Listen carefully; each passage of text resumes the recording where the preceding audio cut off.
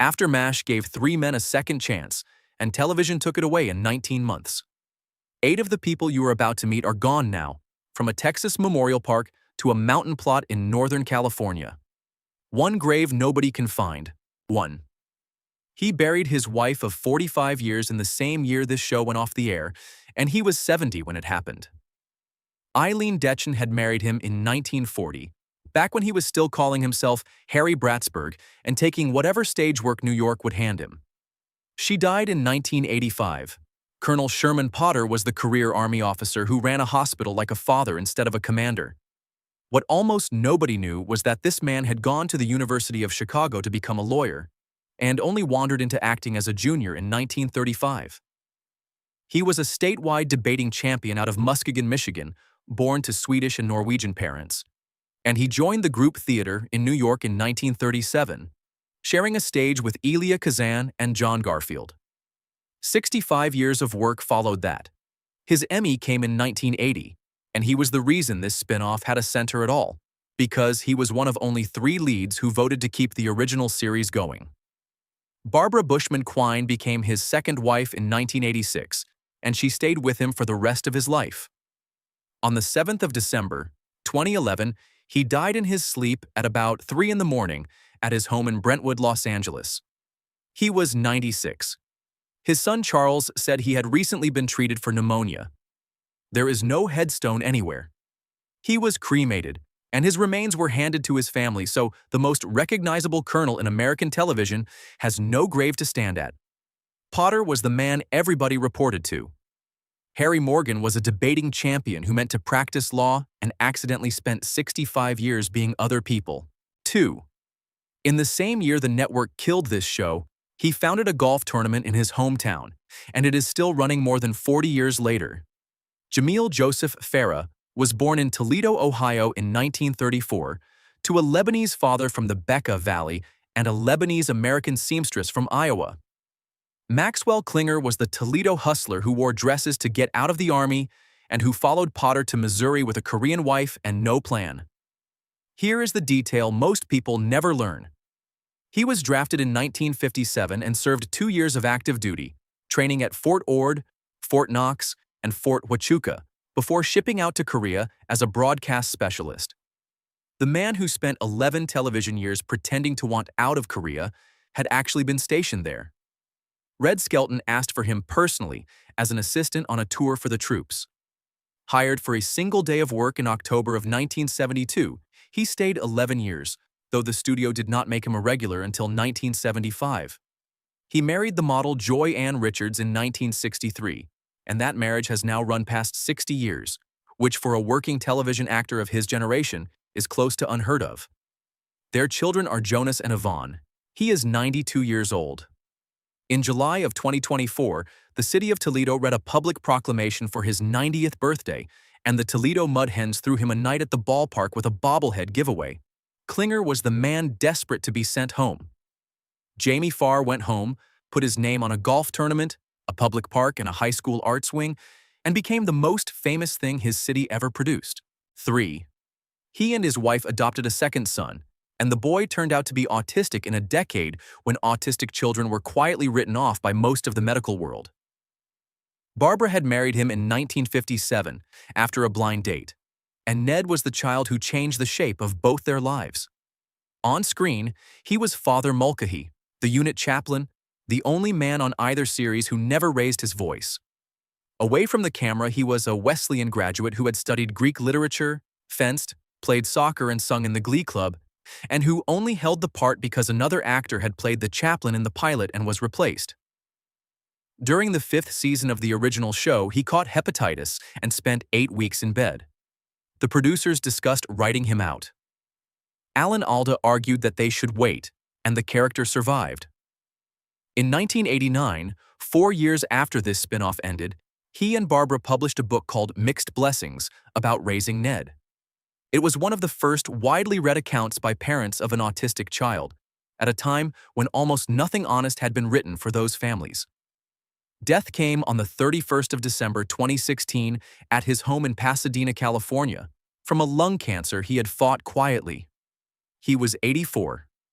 Think about the timing of it. He went on the last day of the year, in his own house, beside the woman he had been married to for 59 years. Cremation followed, and the ashes went to his family, so there is no plot and no stone with his name on it. Mulcahy was the man everybody carried their grief to. William Christopher went home every evening to a child the world had already given up on, and then wrote the book that told other parents to refuse. The next name on this list spent an entire screen career hiding his left hand from the camera. 4. He was born with a condition that left 3 fingers on his left hand underdeveloped, and for decades American viewers watched him clutch a clipboard, a folder, a chicken, anything at all that would keep it out of shot. Radar O'Reilly was the company clerk who heard the helicopters coming before anyone else could, and he returned for 2 episodes of this series in January of 1984, arriving at Potter's Missouri house in a panic before his own wedding. Before any of that, he was a working drummer and a tap dancer, and he originated Charlie Brown in the first off-Broadway production of You Are a Good Man, Charlie Brown in 1967.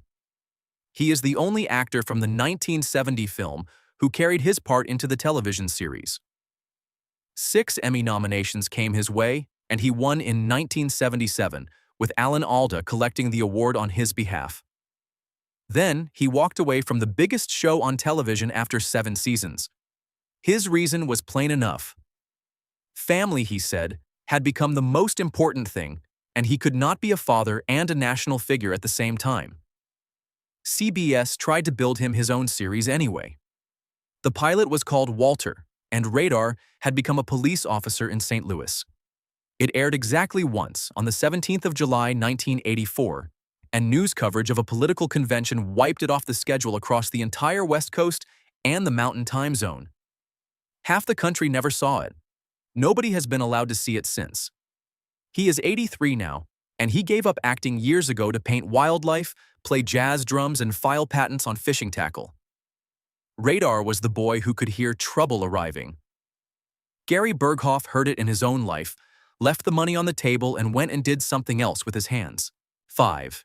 He died in the retirement hospital that the film industry built for the people who ran out of everything else.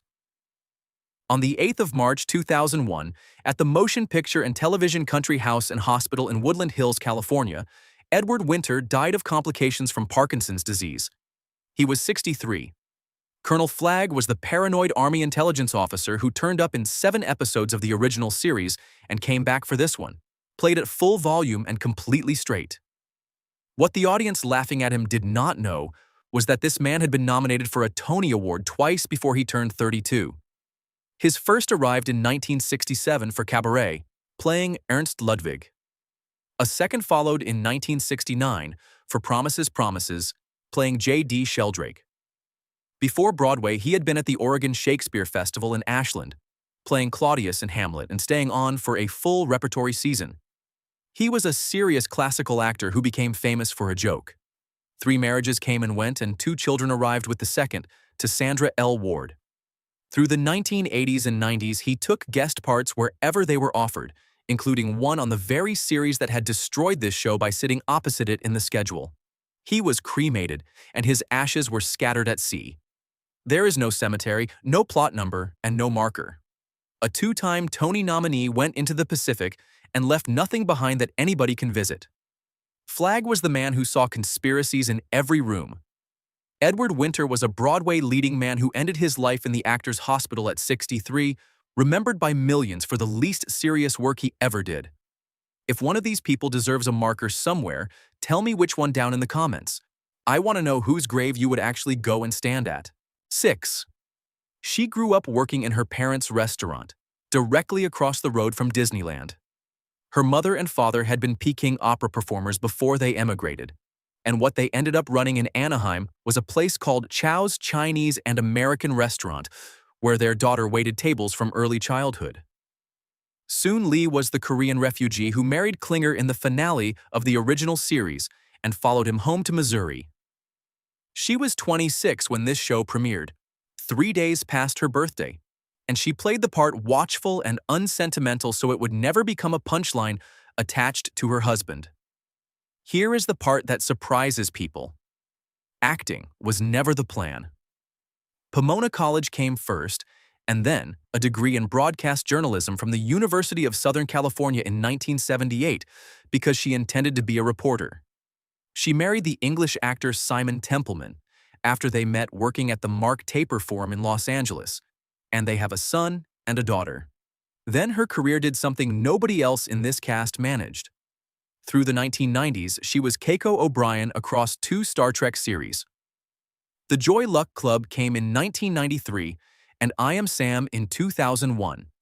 She played Mulan's mother in 2020, and in 2024, at 66 years old, she carried a Netflix series called Three Body Problem as Ye Winjie. Today she is 68 and still working at the top of her profession. Soon Lee was the woman who left everything behind to begin again in a country she had never seen. Rosalind Chao was the youngest regular on a show The World Files Under Failure, and she is the only one of them whose most watched work arrived 4 decades afterwards. The woman coming up next was told all through school that reading was the one thing she could not do, and she answered it with a master's degree in literature from Stanford. 7. Teachers spent her entire childhood telling her that words on a page were beyond her. She was dyslexic in Palo Alto, California, in the 1950s, when that word barely existed inside a classroom. San Jose State College took her anyway, and then came a master's degree in drama and literature at Stanford University, then trained at the American Conservatory Theater, and then spent her whole working life saying other people's words out loud. Alma Cox was the administrator's scheming secretary, written as an occasional part that would drift in and out of the story. She was so good in it that the writers surrendered. After 4 episodes, they made her a regular, and from the 14th episode onward, she appeared in every single one. Before this, she had spent 54 episodes on a late-night sketch series called Fridays, which ABC canceled in 1982. Out of one canceled show and straight into another, and after this one, she never held a series regular job again. She married the actor Mark Blankfield in 1972 after meeting him at the Oregon Shakespeare Festival, and they divorced in 1987. On the 4th of July, 2020, she died at her home in the Los Feliz district of Los Angeles. She was 76. 2 illnesses were killing her at once, a brain tumor and the coronavirus, in the summer when the city's hospitals were overwhelmed and nobody was allowed to sit with anybody. A niece and 2 nephews survived her. Her family said she would be laid to rest in the family plot at Mount Shasta Memorial Park, in Mount Shasta, Siskiyou County, California, under the mountain her people came from. One record disputes even that and says she was scattered at sea instead, and the 2 accounts have never been reconciled. Alma Cox schemed her way into every scene she could reach. Brandis Kemp earned her place the same way, and then died in a summer when nobody could say goodbye properly. 8. Fame arrived when he was 83 years old, and it gave him 2 years to enjoy it. In 2003, he played the ancient fraternity pledge called Blue in a comedy named Old School. And for the first time in a 50-year career, people on the street knew who he was. Bob Scannell was one of the long-term patients on the Veterans Hospital ward, mild and courtly and slightly baffled, which was the register he had been hired for since the 1950s. Born in Bartlesville, Oklahoma, in 1919, he first performed while entertaining troops with the Army Air Forces before the Second World War. His screen debut came in 1955 as an uncredited bartender, and he was 41 before anybody put his name in the credits. What followed was around 102 films and more than 50 television series, almost every one of the parts small, including Bonnie and Clyde in 1967, Pee-wee's Big Adventure in 1985, and The Hudsucker Proxy in 1994. Casting directors used him again and again as bank tellers, store managers, and grandfathers because he had the gentlest face in the business. He had 5 children. On the 28th of December, 2005, 3 days after Christmas, he died of pneumonia in Fort Worth, Texas, at 86 years old.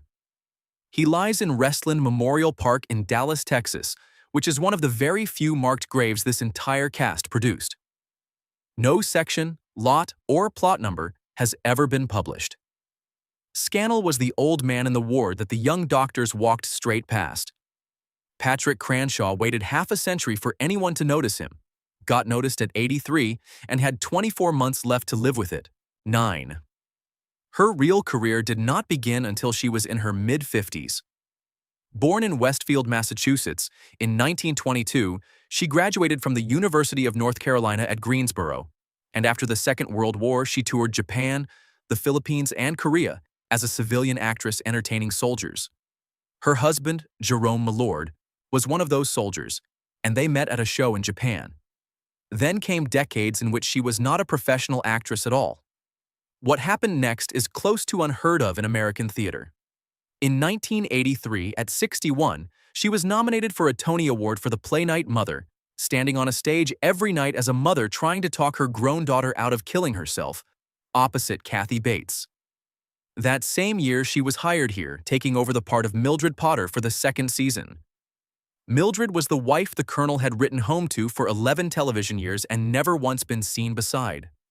She played her plain, practical, and entirely unimpressed by her husband's rank. A second Tony nomination came in 1994 for a revival of Picnic. Films followed in Agnes of God, Housekeeping, Old Gringo, and Where the Money Is, and television carried her through Hill Street Blues, Cheers, ER, and Third Watch. Cancer took her at her Manhattan home on the 22nd of April 2007 at 85. Here is what nobody can tell you. There is a memorial page under her name and not one published record of where she actually is. No cemetery, no plot, no note of a cremation. A woman nominated twice for the highest award in American theater has no findable resting place at all. Mildred was the wife who waited at home while somebody else's story happened. Anne Pitoniak waited until her 50s for a story of her own, seized it, and then disappeared off the map completely. If these stories are worth your time, subscribing is what keeps them coming. There is a new one every week, and the next cast is already researched. 10. He was written out between seasons, and he answered by leaving Hollywood altogether and going home to North Carolina. Mike D'Angelo was Potter's boss at the Veterans Hospital. The administrator the Colonel had to fight for every single decision, and he played him as a decent man buried under paperwork rather than a villain. When the series came back in September of 1984, retooled and shifted to a new night, the character had simply been replaced. Born in Winston-Salem, North Carolina, in 1939, he lived what reads like 4 lives stacked on top of one another. One of his titles was licensed minister. He was also a teacher, a Kentucky colonel, a philosopher, a master magician, and a humorist. And he spent time as a computer technician at IBM. After the show let him go, he gave 16 years to the Pilot newspaper in Moore County, North Carolina, writing up other people's local news in the state where he had been born. Patricia Wilder Chappell married him in 2001. He died on the 2nd of March 2015 in Carthage, North Carolina, 7 days short of his 76th birthday, and his obituary says he faced his final illness with courage and dignity, and that he was an inspiration in the way he lived as much as in the way he died. Among his survivors was a son who was then 26. A memorial service was held at the Sunrise Theater in Southern Pines on the 11th of March. The interment afterwards was private, and the family has never said where. D'Angelo was the bureaucrat standing between people and the things they needed. John Chappell was a magician and a minister who went home, wrote the local news for 16 years, and made certain that nobody would ever find his grave. One man still to come left Los Angeles for a Montana ski town and built a theater company there that is still running today.